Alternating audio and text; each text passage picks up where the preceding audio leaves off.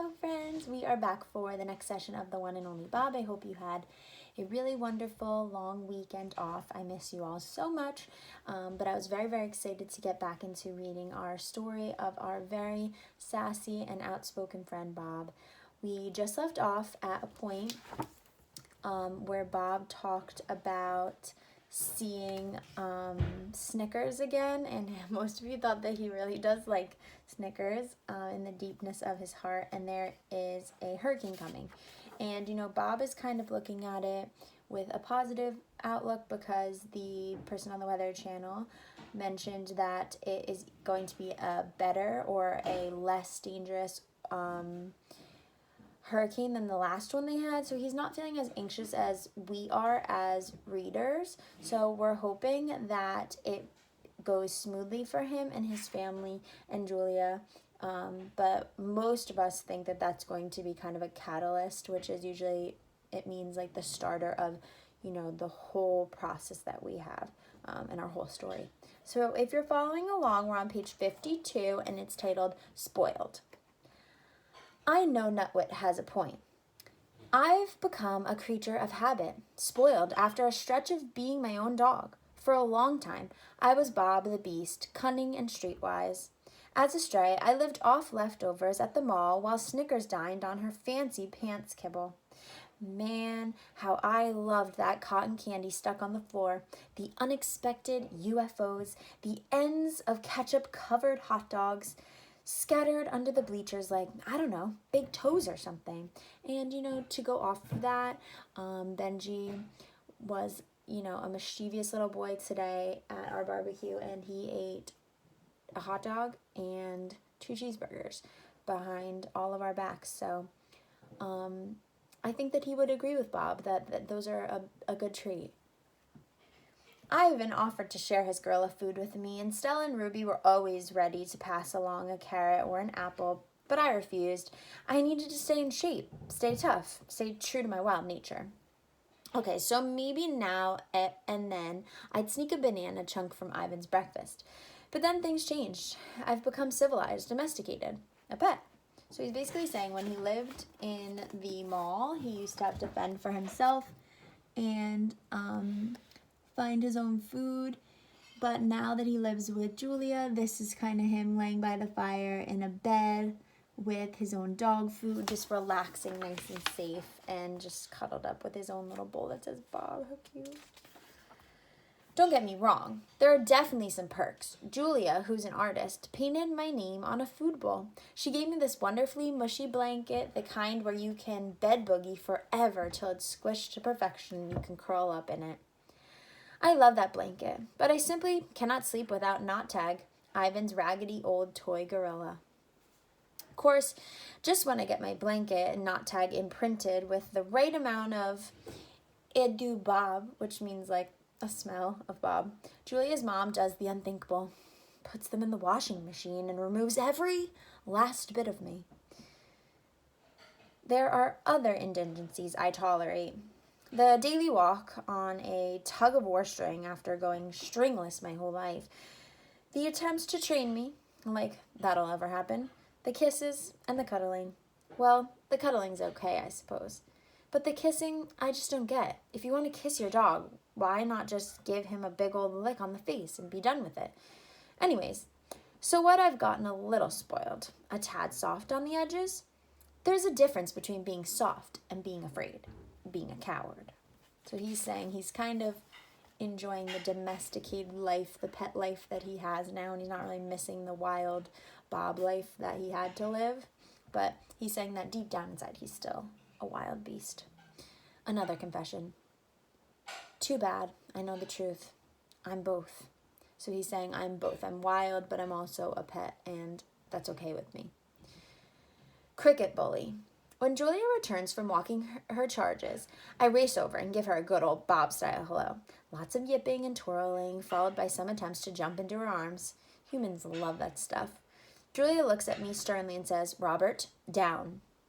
That's very funny. I call Benji Benjamin when he's in trouble. I leap some more because I'm determined to convince her I'm huggable, untrainable. It's part of my charm, my bobliness. Down, she says again from her coat pocket. She pulls out her little metal clicker along with some treats. I hate that clicker. It's meant to help train me, but it's a little cricket bully. So some of you may be able to relate to that. It's a clicker to make your dog kind of listen to commands. So if they hear the click, they'll do the command, or after they do the command, they get a click. It never worked for Benji. He just needed a lot of treats. And he's saying that he doesn't like it. So he knows he should be sitting, but he's just jumping up on her anyways, and she's trying to train him to just sit. But he's not listening. Here's the theory. I do something right. Julia clicks, gives me a treat. The clicks tell me when I'm behaving, and the treats reinforce it. If that happens enough, before your very eyes, I'm supposed to transform into a good dog. Well, I ain't that easy. Down, Bob, Julia tries again. I want a treat, but not enough to cave, so I opt for a play bow, a compromise. Julia sighs. You're definitely a challenging student. To my annoyance, she puts the treats back in her pocket. I think Julia may be on to me. So instead of sitting, he just does this little bow here. Trust. A while ago, Julia got it into her head that I needed to improve my manners. We went to a dog training class. I wasn't really into the whole sit and stay and do, the tango stuff. The worst command of all, the truly inexcusable, only a human could come up with it order. Leave it. Leave it means walk on by, Bob. Sure, there's a piece of bacon just inches from your drooling pie hole, but do me a favor and just pretend it's not there, okay? No, not okay. Where I come from, you never pass up a free meal. UFO drops off the carpet, it's mine. And I'll be chowing it down before you can say, where the heck did my meatball go? So leave it is the command that Bob does not like. Benji has to learn leave it too. He did not leave it with the cheeseburgers today. Within minutes, I was accused of being an under-motivated student, which is totally unfair. I am highly motivated. Just show me some cheese, please. Anyways, I may or may not have been a little unruly, class clown stuff. Tail spinning, a little random peeing, some zoomies, just for show. Class, you see that crazy dashing around he's doing, said the teacher, pointing at me with an accusing finger. We call that a frum. Frantic random activity period. She pulled Julia aside. He's a smart dog, she said, but he's messing with you. Which was true. But I hated getting caught in the act. I thought I was more subtle. Bob needs to know who's boss, said the teacher. He needs to see you as a pack leader. Give him some time. I see this as a lot of former strays. Takes them a while to trust people. Like forever in my case. As we left the class early, I yelled, "So long, suckers," to my classmates. Couldn't help rubbing it in just a little. So he's trying very hard to adjust to being a domesticated dog, and he knows what he should be doing. He's just being a little rebellious. My car thing. I suppose the real reason for the training stuff isn't my bad manners, although they leave a bit to be desired. It's my car thing. I've always had a hang-up about cars and trucks. I wonder why he has that hang-up when we think about his past. Makes sense, right? Also, riding lawnmowers, go-karts, anything with four wheels, an engine, and a driver. Don't like them. Don't want to ride in them. Don't want anything to do with them. Those co-pilot dogs with their heads hanging out the window, flying their jewel flags, boneheads. First of all, it isn't safe. And second of all, bad stuff can happen after you climb into a car. Take it from me. When Julia and George and Sarah realize I have transportation issues, they try to lure me into the back seat with their car with treats. But you'd be surprised how stubborn I could be. I yelped so loud, the neighbors came running out to see what was happening to the poor little doggy. Score one for the poor little doggy. So he has a really hard time getting into cars. He has a fear of cars, which makes sense based off of his history. Click. That's when they start clicker training me. Click, here's a treat. Come closer to the car, Bob. Click, here's a treat. Watch while I open the door, Bob. Click, here's a treat. Come right up to the seat, Bob. Click, here's a treat. Come in, Bob. Bob? Bob? Where are you, Bob? Yeah, it was like that a lot. Options. Still haven't been in a car, or a truck, or a tractor for that matter. When I have to go to the Rhymes with Pet Threat, Julia and her parents walked me there, so I bet. They say elephants have long memories. Well, so do dogs, people. It's not like I'm afraid. I'm just exercising my options. Full whack. Are you ready to head over to the park? George asks as he passes through the living room. He's carrying 2 flashlights and a roll of masking tape. Yep, Julia says. And I do a head tilt to show I'm intrigued by the conversation. The place where Ivan and Ruby live is called Wild World Zoological Park and Sanctuary, but everybody just calls it the park.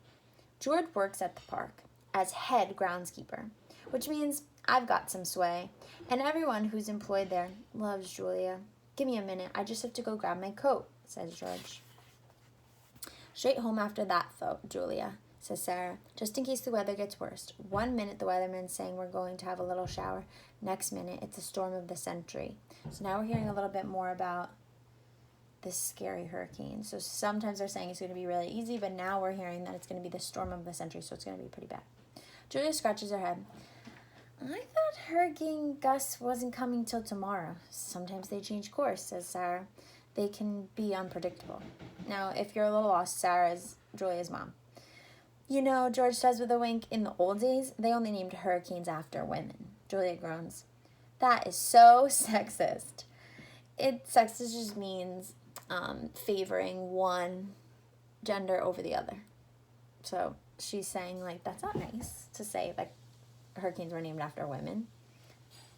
It's not just the wind that I'm worried about on this one, George says. It's the storm surge. That could be a problem. Flooding. Julia tries to make me wear her mom's latest creation, a knitted dog sweater with security written on it, which I suppose is an ironic reference for my petite size. I politely decline. All right, you win, Julia sighs. Ready for your walk, Bob? At the mention of the word walk, I go all crazy mud, so it's clear I'm on board with the idea. Humans love it when we get silly. I think they're so weighed down by people problems that sometimes they need to be reminded what happy looks like. Oh, that's wonderful. I'm going to pin that page. When I like a page, when I read it, I fold it over. Julia attaches my string. I try for a little tug of war, but she refuses to buy it. Let's go see Ivan and Ruby, she says. Just hearing those names sends my tail into a full wag. We're going to stop there. I'm going to bookmark page 70, and we'll carry on from there. If you are following along, remember to head to our Flipgrid to answer some questions about the one and only Bob. We learned a little bit about his life at home with Julia, and it doesn't seem too bad. But we do see his stubbornness and his outspokenness and his confidence. He's a little sassy, that guy. He's not a rule follower. Make sure to comment, and I will see you tomorrow. Bye.